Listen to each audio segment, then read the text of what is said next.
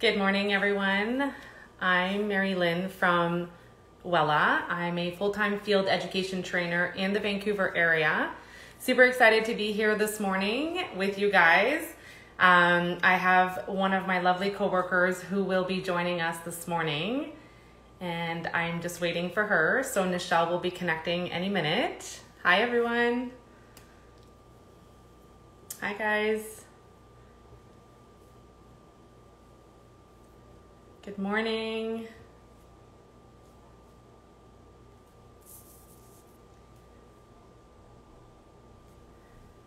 Good morning, everyone. Good morning. Good morning, Nichelle. Good morning. How are you? I'm good. How are you this morning? I'm good. I'm just going to move her out of the way really quick here. Yeah. Perfect. Hi, everybody. Thank you so much for joining today. Sorry, my camera's a little crooked. There we go. My name is Nichelle Desautels. I am a field education trainer in the Vancouver area as well. And I'm really excited to be live with you guys today. I want to thank Modern for having us. Awesome. Thanks, Modern, for having us this morning. Super excited to be here. Yeah. So today we are going to be doing a technique called curly Brazilian Illuminage. Now, I know in the past we have gone live and we've introduced Illuminage and we've introduced Brazilian Illuminage. Well, I'm really excited today. This is a variation of the Brazilian Illuminage technique specifically for curly hair. So I'm really excited for you guys to see it today. If you guys have any questions, feel free to throw it in the question cards or in the chat. Marylin's going to help keep me on track today and relay any questions I have. I'm on it. So if there's questions, please put them in there. We're excited for some questions, guys. Awesome. All right. So we will get right into it. I've already started my mannequin for you guys just because the magic of Instagram. So Marilyn has some head sheets, I believe. I do. Okay. Perfect. So this is my sectioning today, and she'll show you the sectioning. So the sectioning we have here is we have the nape sectioned out into one big section, and then we have two sections just below the crown. Moving to the sides. I have a section, kind of a triangle section going from the back of the crown here to just behind the ear. And same on the other side, which I've already started to foil here. And then the top is this kind of horseshoe section. Yep. Yeah, there we go. Perfect. So as you can see on the head sheets Marilyn has here, we're going to be working with a zigzag sectioning. So I'm really excited to show this technique to you guys. It's been great to have a technique that's kind of specific for our curly hair clients. So today I am working with, I'm just going to grab my product here, my Blondorplex lightener. Ooh, there we go. Okay. Love our Blondorplex. Yes. And my 6 volume from Color Touch developer. Okay. I love using this developer, especially when working with curly textured hair because it's nice and hydrating. It has a very nice consistency, so I get a lot of good saturation using it. All right. So with this technique, we work zigzag. So what I've done, and I'll kind of section some of this out for you guys so you can see. What I have done in the back here is I've already started to foil because obviously we can't do everything on Instagram. That would take forever. So in the back here, I've already started and I started working with zigzag sections in the back. Now on the head sheet, it shows 3 large zigzags. To be completely transparent with you guys, the width of this section is just too big to do 3 all the way up. So I actually did 1 on the bottom and then I split the section into 2 on the sides. My general rule of thumb when I'm foiling, whether I'm doing curly hair, straight hair, anything, is anything that kind of fits the outside of my fingers when I make a peace sign is about how generally wide I want my section. Because when we start working with too wide of a section, we start to get dragged down the center and everything or the side, sorry, and everything like that. So I like to work with smaller sections. And then moving up to the top back, I worked zigzag sections again, and I worked them on a slight angle. So I'm going to show you guys this on this side here, on this little section. So if any moment you guys can't see, just let me know. Seems pretty good from here, Nichelle. Perfect. All right. So you'll notice I pre-sectioned my mannequin out. Anybody that's watched one of my lives knows I love a good sectioning pattern, and I love to kind of pre-section everything out. It just gives me a nice roadmap, and it just keeps everything really clean.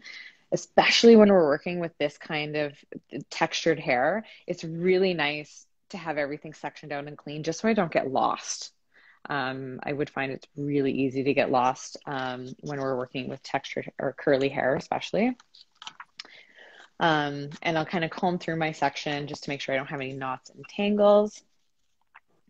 So how we do our zigzags is we first take a slice. So I'm taking about a 1-inch slice, and I'm working on a slight angle. So higher in the center of the back of the head and lower as I get to the front of the head there. Do you like to section out your clients and mannequins before you start going on a color? I do, especially when they have curly hair. Yeah. Definitely makes it a cleaner application. For sure. Yeah. And it's nice too, because then it's just, I find it goes so much faster as well. Yes, totally. Absolutely. Yeah. All right. So now when I'm taking my zigzags, I'm not kind of going through and taking weaves like this. I'm actually using the end of my comb directly on the scalp, and I'm creating that zigzag. And it's quite a large zigzag that I'm creating. Okay. The bottom here is what I'm going to leave out. And then this top is what I'm going to be coloring with and working with. Okay. So this is where we start working some back combing in. Now, if anybody watched the Brazilian Illuminage technique, we talk about back combing and kind of counting your back combs. So I'm going to be doing 2 shallow, and then I'll do 1 deep. Okay. And then I'll take my comb, I'll point it kind of directly towards the head and lock that back combing in. Do we always, go ahead, Nichelle. That just kind of locks that back combing out of the way, so I'm not accidentally painting it or pulling it out. Do we always back comb curly hair? That's a really good question. Not always. The nice thing about curly hair is just the nature of it. It's going to blend and diffuse. And if I'm dealing with someone who has maybe even tighter coily hair, I might not decide to back comb because it might be harder to comb out. Or somebody with a really sensitive scalp. Yeah, fair enough. Yeah. We have a question in the chat for you, Nichelle. Yeah. Somebody's saying they love your comb and they want to know where you got it. Oh, amazing. Yeah. So this comb, and I'll show it to you guys in a second here, is the YS Park backcombing comb. Perfect. So I love using this when I'm doing any kind of backcombing techniques because it really helps with getting the back comb locked in and giving me a nice clean back comb, which also turns into when I go to comb everything out, I'm going to have a nice kind of clean comb out. Perfect. That's awesome. So this is available at Modern. I actually think I bought mine from Modern. So if you can't find it in the stores, you can always find it on their online store. Yes, YS have nice combs for sure. Yeah. So I'll keep kind of moving up the back of the head in this way. So taking, you know, slightly diagonal sections that are higher in the center and lower in the front, about 1 inch wide as I work up the head. Okay. Take my zigzag out. And this doesn't have to be perfect, guys. Like, we're working with, you know, curly hair, we're creating back combs. This is meant to be more of an organic kind of application. So don't stress on it being absolutely perfect. And the hair that you leave out, Nichelle, could you color that a different color if you wanted to? 100%. You totally could. You could add, a slight highlight using our permanent color, whether it be Illumina or Colistin, or you could even use Magma and add some like different tones in there. World is your oyster. Multi-dimensional. Yeah. So one thing I like to do, especially when I'm doing backcombing techniques, is I like to preload product onto my foil. It just gives me something to kind of stick to, and it makes it a lot easier just to work and everything. So I like to preload. I get nice, good saturation through my section, everything like that. We have another question in the chat here. Yeah. If they have coarser hair, would you use a higher developer? That is a really good question. No. Most important thing to remember is just because, and I'm assuming that question is because a lot of times we associate curly hair with coarser hair, and that's not always the case. Someone with curly hair could have fine hair. But if I was working with a coarser texture hair, it doesn't mean I'm going to use a higher developer. Because we have to remember the lift is in our lightener. It's not in our developer. Perfect. Do you have anything to add on that? No, I agree. I think that it's not always about going with a higher developer. It's definitely on the texture of the hair for sure.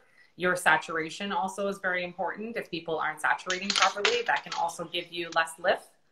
So I think it all comes back to a combo of things, but I don't think that you need to up your developer because of hair. I agree. No, 100%. And that's a great call out. Saturation is what's really going to give us maximum lift and everything like that. So what was I going to add here? So when working with our lighteners, I am working with Blonderplex, and you'll notice the consistency of Blonderplex is quite creamy. It's got a nice creamy consistency, so I find it actually saturates the hair quite well. And I've mixed my Blonderplex 1 part powder to 1.5 parts developer, but if I was working with coarser hair, I might mix that 1 to 2 just to ensure that I'm getting more saturation, right? Absolutely. Nick says hi. Hi, Nick. Hi, Nick. Hope now, you're enjoying some sunshine today. Yes. What other mixing ratios could you do with the Blonderplex, Nichelle? So it is a 1 to 1.5 to 1 to 2 mixing ratio. So you could kind of go anywhere in between there. Yeah, depending on your personal preference. Yeah. Awesome. Yeah. I find like my Goldilocks ratio is the 1 to 1.5. Yes, I'm the same. Yeah. Awesome. So I am using our Illuminage papers today. And the reason being is because they're a little bit stiffer. If I was doing this in the salon, I would be using a foiling board just to kind of give me a surface to really ensure that I'm getting saturation through my section. These Illuminage papers are amazing. Unfortunately, we don't have them in Canada, which makes me really, really sad. I was going to mention the papers. I was going to say nice paperwork there. Yeah. All right. So this top section here comes from both of these sections. So I've kind of left out the top section on this right side and this top section on this left side and brought them together. So when we get to this kind of top point of the crown here, I'm working with just one section. And I believe ML has the head sheet for that. Yeah. Yep. There you go. So you can see that little zigzag. Yeah, we can see at the top there. So that's what I'm doing. So again, I've kind of combed through my section. I'm taking my zigzag right at the scalp there. The bottom of the hair I'm leaving out, and the top is what I am going to color. We have another question in the chat, Nichelle. Mm-hmm. Could you use this technique on straight hair? Oh, yeah. Awesome. You definitely could. There's no reason why you wouldn't be able to. It's going to give you a little bit more of an organic kind of look. But yeah, you could definitely use this on straight hair. So you'll notice when I'm painting, even though I have the back combing in there and everything, I am still diffusing at the root. The reason being is because I don't like to purposely put lines in my applications. And also, what if she decides to wear her hair straight? Totally.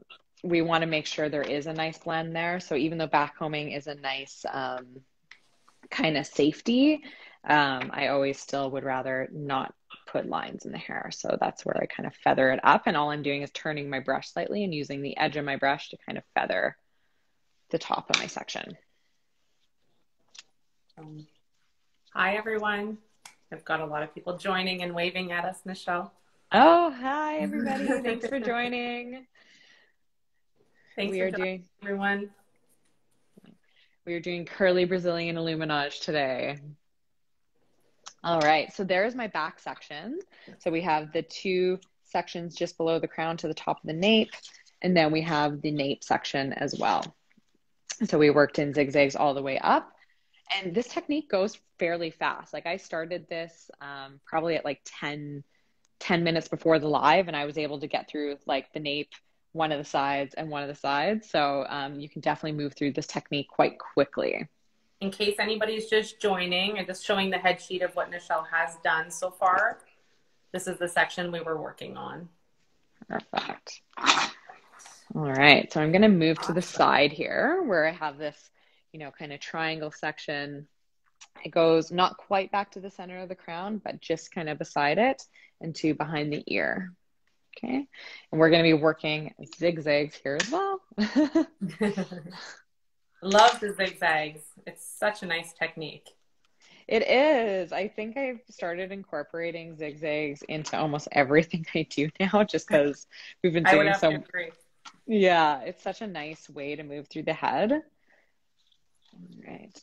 So we are doing these horizontal. You know, when we show you techniques, and I want everybody to think about this, like I'm going to do this horizontal, but any technique that you see or any head shape that you see, I always encourage people to kind of make it their own. Just because I told you to do this horizontal doesn't mean you have to do it horizontal. You could do this on an angle if you wanted something a little bit softer and more blended. Maybe if we're working with straight hair, that's what I would do. But just when we think about which direction we want our sections, horizontal is going to give us nice panels of color. Diagonal is going to be a little more diffused, and vertical is going to give us kind of like stripes or strips of color, right? So I personally love working on diagonals. Horizontals always scared me, but I've started using them a little bit more. So, you know, always take a head sheet and a technique and make it your own. Play with it, have fun with it. Just because, you know, we have the head sheet this way doesn't mean you can't do it a different way. Totally. Yeah. We have another question in the chat. Mm-hmm. Someone is asking if we could do this freehand. Yes, 100%. I'm so glad someone asked that. You could definitely do this as a freehand technique. We don't have to put this in foils. Kind of the difference where I'm going to decide whether I do something freehand or whether I'm going to do something in a foil technique is when I talk about what is my end goal. If someone with quite dark hair sits in my chair and they want something that's going to be, you know, between 5 or 6 levels of lift, then I'm going to go and encapsulate it in a foil and use my Blondor multi-blend powder or my Blondor Plex, right? Right. But if somebody wants something a little bit softer, say they just want to look like they're slightly sun-kissed, then I might go in with a freehand technique. And you could definitely just do this in a freehand technique with their free lights or our magma mixed with free lights and get a really nice result. Awesome.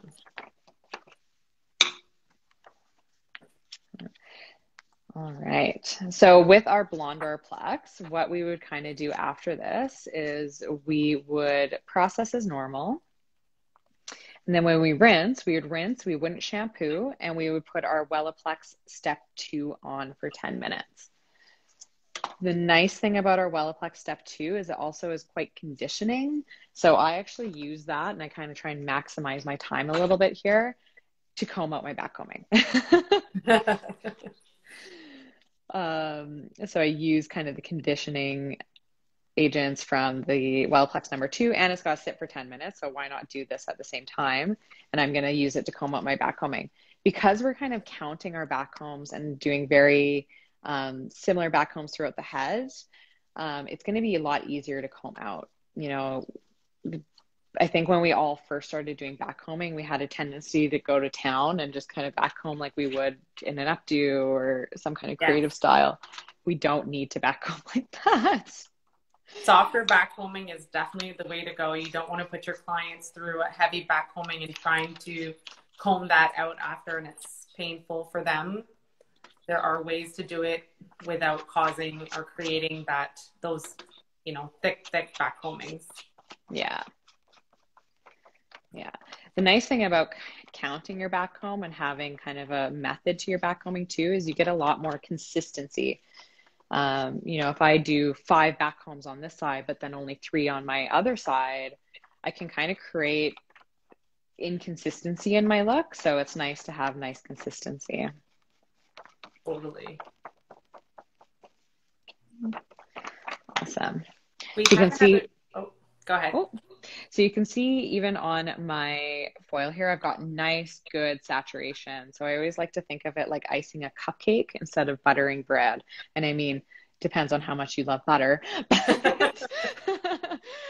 I never want to skip out on the icing. So I don't really want to see hair through my product. I want to have as much saturation as possible.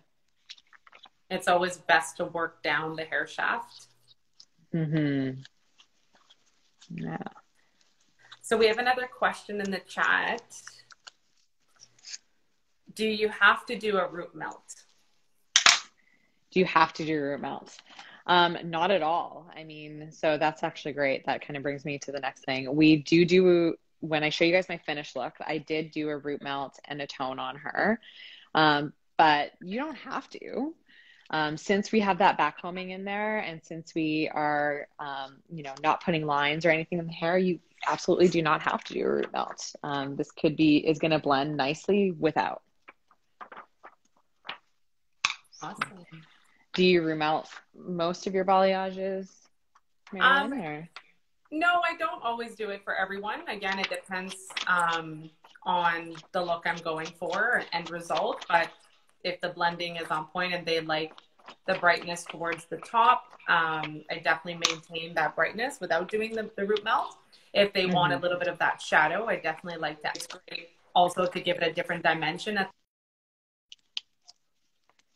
the root for somebody who wants a little bit of a softer grow out maybe. It just depends on the end result that they want. 100%. Yeah. What about yourself? Do you do a lot of root melts generally on your clients, Nichelle? I would say it's like 50-50. Some people get a root melt, some people don't. It really depends on, like you said, the end results and what they're looking for. If they do want that bit of a shadow and they want that more kind of lived in look, then I'll root melt them. But I never have to. It's always just an option depending on their end result. Sure.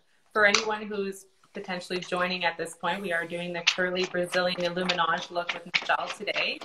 And this is the part of the head that we are working on for whomever is joining, in case you're wondering where we're at. He is working on the side of the head right now. Hi, everyone. Yeah. Thanks for joining. So I thought I mixed enough lightener. I did not. I underestimated how much lightener I needed. So I'm going to remix after this section. You notice on the top section of this side section, I did split it into 2 again because it would have been this wide of a section, which is it's just too wide to fit in one foil. And I don't like having drag at the center sides of my foils. So I did split it into 2. So I'm going to quickly remix, guys. So I'm using my Blonde Dorplex lightener. I am mixing it 1 to 1.5 for that nice creamy consistency. You can mix this 1 to 2 for those of you guys that are just kind of joining in as well, depending on what your goal is. If you're remixing at this point, Nichelle, would you be then changing your level of developer? That is an amazing call out. Yes, I would.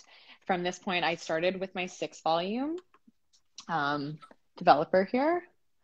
I would move up to my 10 volume from here, okay, from Welloxen. So I typically, when I'm not doing a live, my general rule of thumb is I will mix enough lightener that I can use in 15 minutes. Yes. Or 15 to 20 minutes. I kind of give myself a 5-minute grace period. The reason being is after 20 minutes, your lightener starts to lose some of its oomph. And it also allows me to remix and kind of bump my developer as I move through my sections. So I'm ensuring I'm always using kind of fresh products, and I'm, setting myself up for success in the end. So I know a lot of people do bump their developer. I know that's not new. Yeah. And rule of thumb, how long would you let it process for with the Blonde Orplex? So we can process for up to 50 minutes. But that doesn't mean I just set a timer and walk away for 50 minutes. I will be checking every, 10 to 15 minutes, just to see how they're lifting. I'm the same. I'm always checking on my lightener. Yeah, you're doing like that awkward, like walk by, like looking at them as you're going by. The nice thing is by upping your developer as you're going through sections, it allows you to make sure that bottom isn't over processing too fast. And it gives you the time to work without having to worry too much about those sections. Yeah. All right. So we are on to our top horseshoe section. Here's the sheet for everyone. Yeah. So the first 2 sections I am going to do are going to be, just hope my arm's not in the way, slices. And I'm going to do slices right on the hairline. Now, full disclosure, I used to be terrified of doing slices right on the hairline. So I know in the image or in the head sheet, it looks like it's quite a large section. I am taking quite a small section here. And I am going to be backcombing it. So I'm going to do my shallow, and 1 deep and lock it in.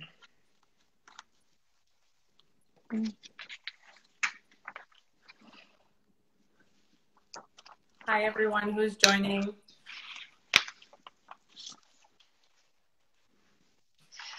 All right. Oops.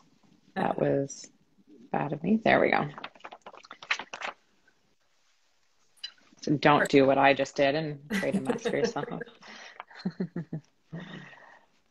For anyone who's joining, you are joining. We're doing the curly Brazilian Illuminage today.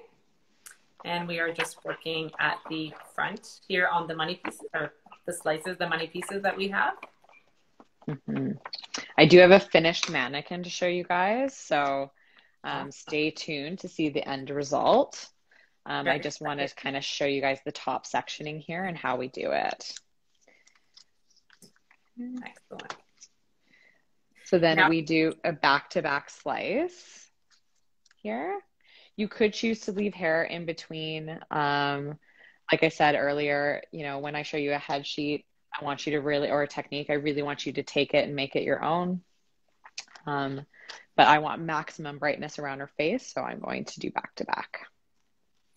We have another question in the chat, Nichelle. Mm-hmm. How many levels of lift with Blonde Orplex? Amazing. Yeah. So with our blonde or multi-blonde powder or our Blonde Orplex, we can get up to 7 levels of lift. Awesome. So remembering the lift is in our lightener, not in our developer. So even with my 6 volume developer, I can get up to 7 levels of lift. It's just going to take a little bit longer to get there than, if I went in with my 20 volume. But, when we're working with curly textured hair, and why I kind of chose to use my Blonde Orplex today, is we need to remember curly textured hair needs, we want to keep everybody's hair healthy, if I'm being completely honest, but especially when we're working with curly textured hair, it needs that hydration and everything to have a nice curl pattern, and everything like that. So it's really important to really be mindful of the integrity of the hair. So working with a low developer, I'd rather let her sit for the full 50 minutes if I have to, rather than going in with a higher developer and just, maybe potentially causing damage that's going to affect her curl pattern. Would there be a maximum of developer that you would generally use with lightener, Nichelle? I never go higher than 20. I'm the same. People I think are, it's all about leaving it, right? And just letting the lightener do its work. Like a lot of yeah. people rushed it off too quickly. Yeah, so I know we're all impatient and we all want things to happen immediately, but it is important to just let product do what it needs to do. 100%. All right, so this top section, I've got my two back to back.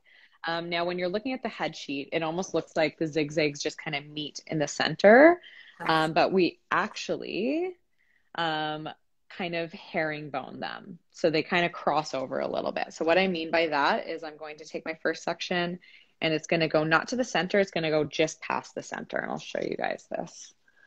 So I make sure you guys can see. Okay. Turn her a little bit.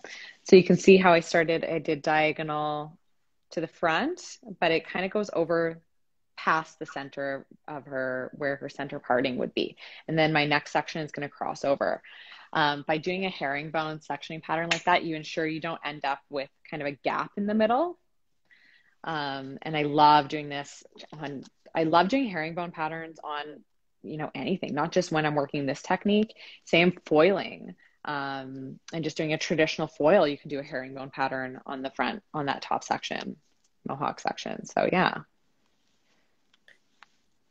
So earlier we talked about if we left the pieces out, we would maybe use our Coarser Perfect or our Illumina color to add some different dimension to the color. What would be your mixing and timing for a glossing service if we wanted to do that with Illumina? Awesome. So, and you guys will see my finished mannequin. I used Illumina color to do my root melt and my tone. So I'm just losing my headphones here. There we go.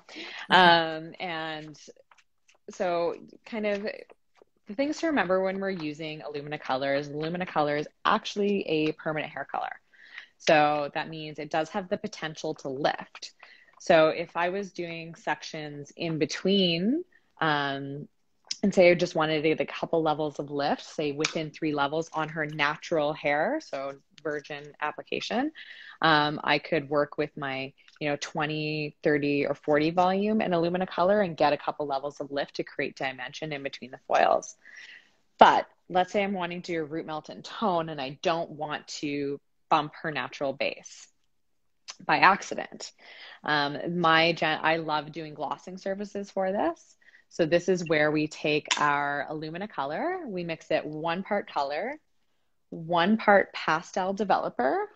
I'll grab that for you guys just so you guys can see it. Okay, so that's our pastel developer here. And then we mix it 1 part with our post color treatment. Okay. So I'll let Mareline explain what our post color treatment is and why we would use it in a glossing service. Awesome. So our post color service, we use it when we use it in a glossing service, it's going to reduce the ammonia. So it's going to dilute the ammonia in your color. It's also going to obviously help because if you're using it as a glossing service to tone, and you're afraid of potentially breaking base, by adding your post color, it will help dilute that to prevent and hopefully prevent any type of base break when using it as a glossing service. Mm-hmm. It also lowers the when you are using it under, like if you used it for a lightning service, it will bring back the pH level to its natural level, and it also stop any potential lighter that was left in the hair after the shampooing service. 100%. Yeah, it's like the be all. I feel like it's the most important product that we have. It is. It's probably one of my favorite things to use. I use it after every color service. I use it after every lightening service. I use it before toning. I use it after I've done a toning service. It's really great to even out the porosity of the hair as well. Yeah, and it really kind of preps the hair for that next chemical service. 100%. And like Mareline said, in a glossing service, if you're really worried about, potentially breaking the base or shifting the base of your client, by using a glossing service with our post color service, you're less likely to do that just Yeah, because it is reducing that pH and kind of diluting the product a little bit more. So totally. awesome. So you can see as I kind of working, I'm doing that herringbone pattern. I'm going to shift her down just so that you guys can see. You know, it's Can you tilt hard. her a little bit more, Nichelle? Just a little bit? Yeah. Perfect. There we go. Okay. So I'm starting and I'm going diagonal forward, but I'm always crossing over that center. So what ends up happening is I kind of get a sectioning like this. So there's no gap in the middle or no, you know, kind of dark streak that ends up in the middle of the head. We don't want any streaks. And I'm taking quite large sections up here. And so I'm taking large zigzags and large sections and just working across the head. And I'll continue working to the back of the head in this way. You know, if someone wanted to, could they make their sections, their zigzags smaller too, to maximize lightening? 100%. That's a great comment, actually. If I wanted more lightness, I could definitely take smaller sections. Larger sections are going to give me kind of less lightness, where smaller sections will give you more lightness. So absolutely. So people, you don't have to, you know, be afraid to customize it as you wish. If you want more lightness, you could totally make those sections smaller. Your zigzags could definitely be smaller as well if you wanted, you know, smaller pieces. Yeah, 100%. Yeah. All right. So I'll do one more and then we will reveal the end result. So I've done my section to about over here. I know it's hard to see. She's got dark hair and I got a dark comb. And I'm going to move my other one across. And so you see how you get that kind of crossover there. Yeah. Okay. So I'll do this one and then we'll see the finished result. Very excited to see the finished results. I'm so happy how she turned out. And we'll talk a little bit about what I used to style her as well, because I was so happy with how the styling turned out. It took me forever, but the result was 100% worth it. Which you'll find. I do too, and I wish I got to work with it more. I'm loving that people are starting to embrace their natural curls a lot more now. So it's totally. I think it's nice to also have and be able to be shown different techniques and a little bit more focus on curly hair. Allows people to, you know, get out there and work with it more and more people to embrace their curls and love them, right? Yeah. Especially in a hot summer weather. It's nice to just let your curls go. Yeah. I always wished I had curly hair when I was a kid, so. Curly hair is definitely a challenge, but if you know how to work with it properly, it's fun. Yeah. All right. So there's my last section that I'm going to do. So I'd continue working all the way back to the crown area in this. So I'd probably get maybe 1, 2, 4 foils left in this last section here. Okay. After she was done processing, I would rinse her. I would not shampoo, and I would follow up with my Wellaplex number 2 and use my number 2 to help me comb out all that back combing.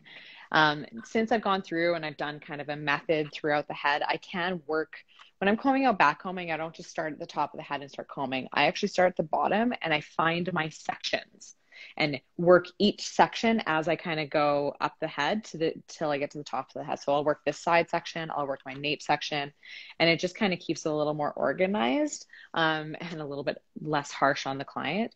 And since I've done, 2 shallow and 1 deep, you'll find that the back combing actually comes out quite easy.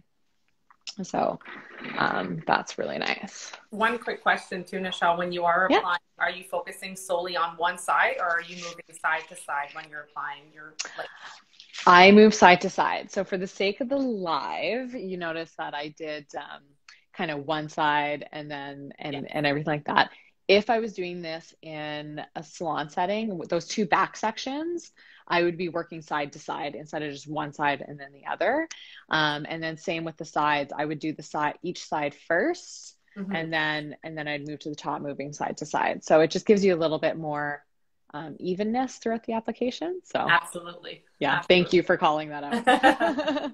Awesome. All right, so we are going to pretend she processed. And Exciting. here is my finished mannequin. Oh, beautiful. Very nice. I'll move her up here so you guys can see. Love those curls, that dimension. Yeah. So I used Illumina color to tone. Now, full disclosure, if I was working with someone with curly textured hair, I would probably go in with my Color Touch just because it's got keratin complex in it. It's got glimmer pigments in it. It's got lipids in it. So it's going to really, give a lot of shine and hydration to the hair. But I have a soft spot for Illumina color. And when I'm working with my mannequins, I tend to gravitate towards my Illumina color. I have to agree. I do too. So I used Illumina Color 5/35. So it's a level 5 gold mahogany on her for her root melt. And then I used Illumina Color. What did I use on the ends? Oh my gosh, I'm having a brain fart. 7/31. Oh yes.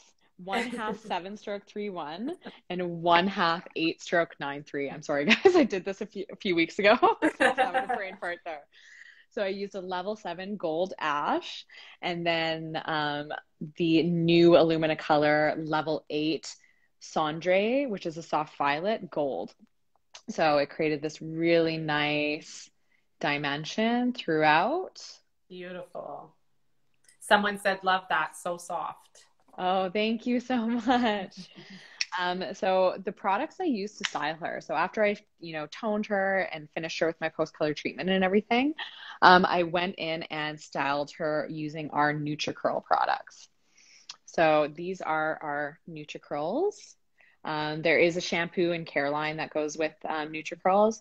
I used the styling products. So first I went over her hair with our Milky Waves. I sprayed kind of all throughout the hair to get a nice good saturation. This is like a leave-in spray that kind of nourishes the hair. So you'll notice at the bottom, there are like little teardrops there. That just tells you the level of nourishment. Okay. So I saturated the hair with this. And then I applied Curl Elixir Balm everywhere as well. And again, this is, a curl balm. It's a leave-in. It's going to give a soft hold, but it's also going to nourish the hair as well. As you can see, there's kind of 3 nourish little drops there.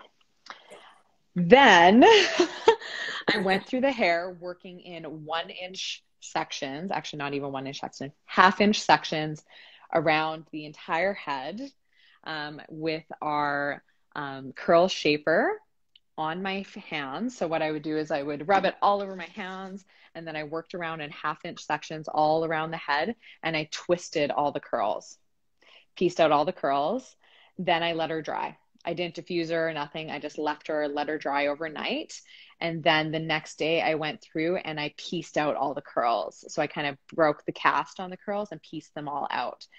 I know this sounds like a lot of work, and it probably took me 30 minutes just to do all the twisting. But this would give her a look for probably a week. Like, she wouldn't have to fuss with it. She might just need to refresh it a little bit, maybe twist out a couple curls. Totally. So, I know it sounds like a lot of work, but we're talking about longevity, because people, when you have curly hair, you don't want to wash it all the time. So if you put a little bit of extra into the styling, then they can get a lot longevity out of their look. So that looks beautiful, which is the big part.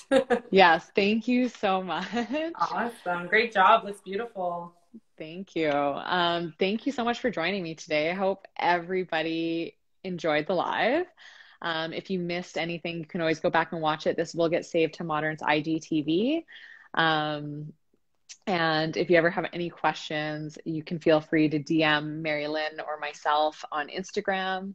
My Instagram is thehairniche, and Marelynn's is hair_by_Mareline, right? Correct. Awesome. Awesome. Thanks so much for having us today, guys. Somebody said they totally enjoyed the technique. Thank you. Thank you so much for joining. I hope you guys have a wonderful day, and thank you to Modern. Thanks, Modern, for having us today. Have a great day, everyone. Bye. Bye.